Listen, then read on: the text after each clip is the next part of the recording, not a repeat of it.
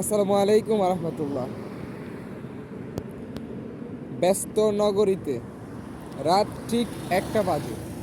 আর এই 1টা বাজেই হচ্ছে আমি বাসা থেকে বের হয়ে এসেছি বলতে, মানে আমার খুব খিদে লাগছিল। হচ্ছে এখনো ঘুমাই নাই, খুব খিদে লাগছে। তো চিন্তা করলাম একবার বের হবো না, আবার ভাবলাম বের হয়ে যাই। মানে এমন খিদে লাগছে, বা হচ্ছে এখন বাসা হচ্ছে খাওয়ারও কিছু নাই। তার জন্য দেখেন কিনে নিলাম। এটা একটা স্যান্ডউইচ, মানে এটাকে দেশের ভাষায় বলা হয় যে ক্যারাসন। পুরো ব্যস্ত নগরীটা পুরোই ফাঁকা। এই জায়গাটা হচ্ছে যে প্রচণ্ড জ্যাম থাকে, আর এই জায়গাটাই হচ্ছে যে আজকে ফাঁকা। আর এটা হচ্ছে আপনার হচ্ছে এই এই ওভারব্রিজটার অপোজিটে হচ্ছে ওখানে আমার সামনে বরাবর ওভারব্রিজের পরেই হচ্ছে যে রেল স্টেশন, সৌদি আরবের রেল স্টেশন। আর এখানে দেখতে পাচ্ছেন একটা পেট্রোল পাম্প। এই পাশে আছে অনেকগুলো সুন্দর সুন্দর দালান। মানে রাতের বেলায় এই সৌদি আরবটা কতটা সুন্দর লাগে আপনি একটা জিনিস খেয়াল করবেন। মানে যদি আপনি দিনের বেলায় আসেন তাহলে এত সৌন্দর্য আপনি উপভোগ করতে পারবেন না।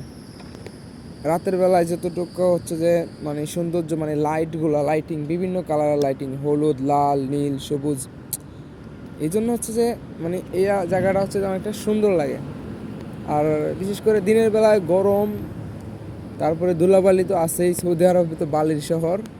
এখানে মাঝে মাঝে হচ্ছে যে বালির ঝড় তুফান হয়, মানে বৃষ্টি হয় না, আমাদের দেশে যেমন বৃষ্টি হয়, ঝড় হয়, এদেশে হচ্ছে বালির ঝড় আছে, বালি আছে। মানে বাতাসের সাথে বালি এমন পরিমাণে উঠতে থাকে যেটা হচ্ছে যে বলার ভাষা রাখে না, ঠিক আছে। মানে চোখে মুখে তখন মানে একদম বালিতে ভরে যায়। আর যেদিন হচ্ছে বালির ঝড় হবে ওই দিন এদেশের গাড়িগুলোর অবস্থা একদম মানে নাজেহাল হবে। আর হচ্ছে যে মানুষ বাইরে বেরোতে চাইবে না। মানে আমি তো হচ্ছে যেদিন মাস্ক 3টা লাগানো লাগে বাইরে দিলে, বেশিরভাগ হচ্ছে যে না বাড়ানোর চেষ্টা করি। তো এখন দেখেন পরিবেশটা কেমন শান্ত, ঠান্ডা, নিরিবিলি, গাড়ি কম, মানে একদম মানে জনবহুল এলাকাটা হচ্ছে নিস্তব্ধ হয়ে যাচ্ছে আস্তে আস্তে। আর আমারও খিদা লাগছে, আর হচ্ছে খিদার জ্বালায় হচ্ছে এখানে কী খাবো আর, এখন নিয়ে আসলাম এই যে খাবার। এটা খেয়ে হচ্ছে পানি খেয়েই রাত কাটাতে হবে আজকের রাত। এটাই হচ্ছে প্রবাস। দেশটা আসলে চাকচিক্যময় একটা দেশ, সৌন্দর্য চারিদিকে, না লাল নীল সবুজ বাতি, কিন্তু হচ্ছে যে আপনার মনে শান্তি নাই।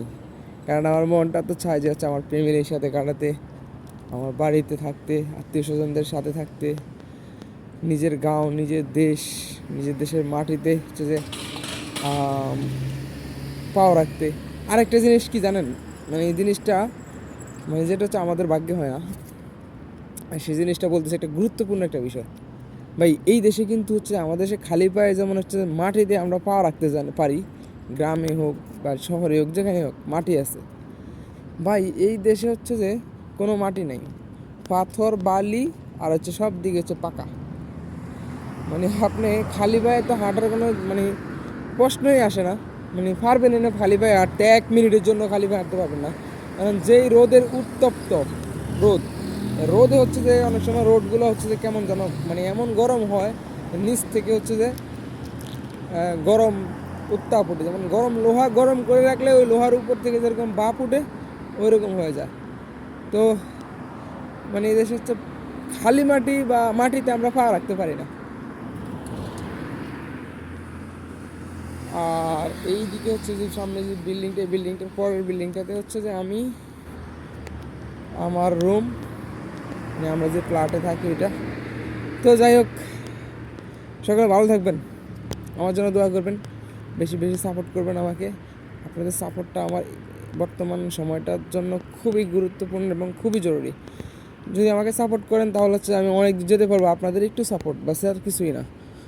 একটা জিনিস কি জানেন, একটা ভিডিও মেক করতে হয়, একটা ভিডিও হচ্ছে শ্যুট নিতে হয়, নিয়ে হচ্ছে এটাকে মেক করতে হয়, তারপর হচ্ছে যে অনেক কিছু করতে হয়, এটাতে হচ্ছে মানে এডিটিং বহুত কাজ।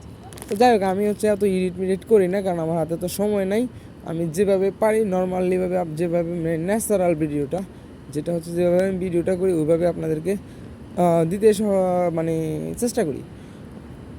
আর মেন কথা হচ্ছে যে মানে প্রবাসের কিছু কিছু দৃশ্য আপনাদেরকে তুলে ধরে আপনাদেরকে দেখানোর চেষ্টা করি। আর সামনে হয়তো হচ্ছে আরও ভালো ভালো ব্লগ নিয়ে আসবো আপনাদের সাথে, যদি আমাকে সাপোর্ট করে আপনারা আপনাদের সাথে রাখেন। তো ভালো থাকবেন। আসসালামু আলাইকুম।